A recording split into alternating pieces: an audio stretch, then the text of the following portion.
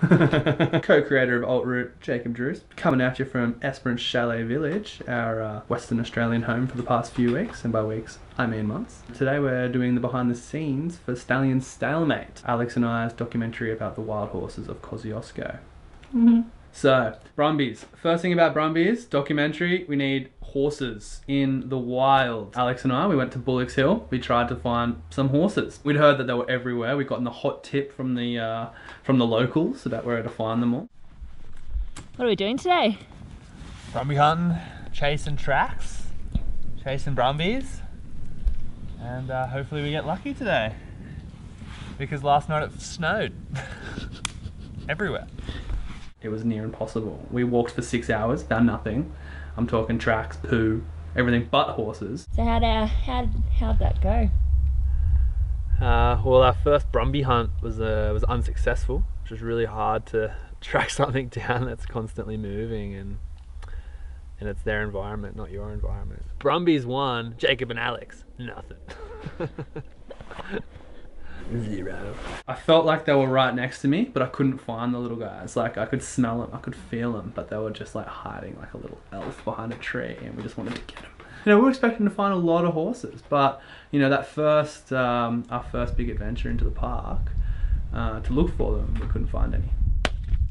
So we went back, disheartened, to the car. And the next day, I'm really into collecting firewood. That was my, you know, my manly duty to do at the campsite. So as I was collecting this firewood from a dead tree, I was deep in my tunes, rocking out, having a grand old time.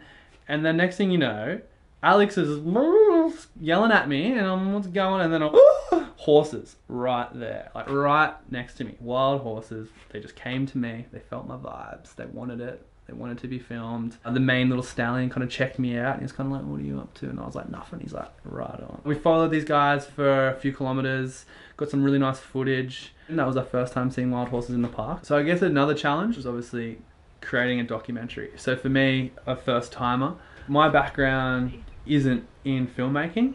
Alex brings that to the table. My background is in sustainability and basically research. When we first started out with this project, like anything, we researched and researched and researched. The more you research, the more you explore, the more you realize just how deep this thing goes.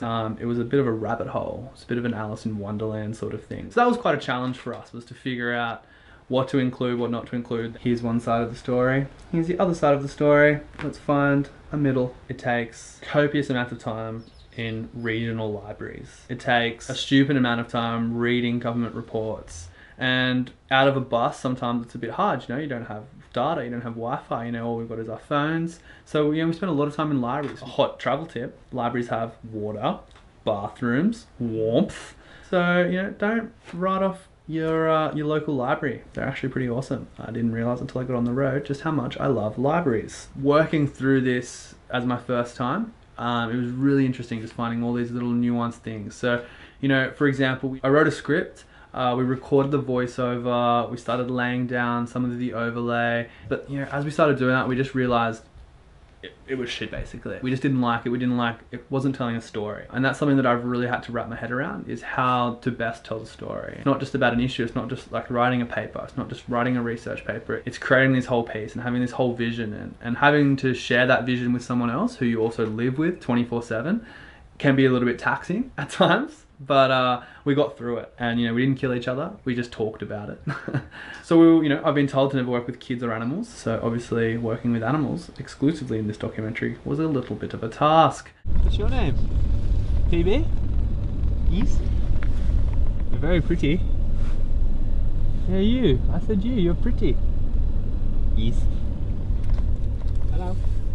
Not so much in the wild. When we're out in Kosciuszko and we're shooting the wild horses, you're in their natural environment, so you just kind of blend in. Where it starts to get tricky is obviously when we're shooting the piece to cameras. Keeping that horse in one spot while you're taking multiple takes, you know, it starts to get a little bit frustrating. Alex was using all of her best trainer tactics to keep that horsey in place. Horsey! Come on! Horsey! And if we look into the sign, if we look into the Brumby toolbox, she's just like having a fucking scratch against the tree. Come on! Come on! Hello! She's not a dog. I wish we had a carrot. So I guess at the end of the day, avoid animals and children. Mainly children. And horses. No, horses are pretty cool. I hate children. So obviously having an issue that is controlled by the government, that was always going to be a challenge. Small-time YouTubers like us, who don't have like a big media backing behind us, can find it really difficult to get responses and to actually get time with the people who are making the decisions or the people who have their finger on the pulse. One thing that we found out that was really a little bit disheartening, this issue is just so volatile in the community that certain people in the government have actually had death threats. So obviously if you've got kind of that extent of emotion, sometimes the government doesn't really want to come talk to you. They talk to the ABC, they talk to the news outlets, and that's their comment, and they don't really want to go and explore other options like us. And so we respect that. It was just a bummer that we couldn't really get too much time with actual people dealing with the actual management plan and the management tactics of the wild horses in Kosciuszko. On the other hand, you know, a lot of these people who we went and interviewed and who we got a lot of information from were just great. They were so hospitable. They were beautiful people. They were really welcoming. And, you know, at the end of the day, we really enjoyed our time with all of those people. The country hospitality, top notch. Homemade soup and just cup of teas and just chats for days. So shout out to, you know who you are, all you guys that took us in. We really appreciate it. It was a really good time. I think that's pretty much it. I've probably forgotten so many things because, you know, this process has taken us about 7 months from start to finish. But go out and check it out. Let us know what you think, you know, leave some comments. Hopefully it stirs up a bit of discussion. Don't forget to like and subscribe, because without that we can't continue to do what we're doing, and hopefully you guys like it, and if not, so what?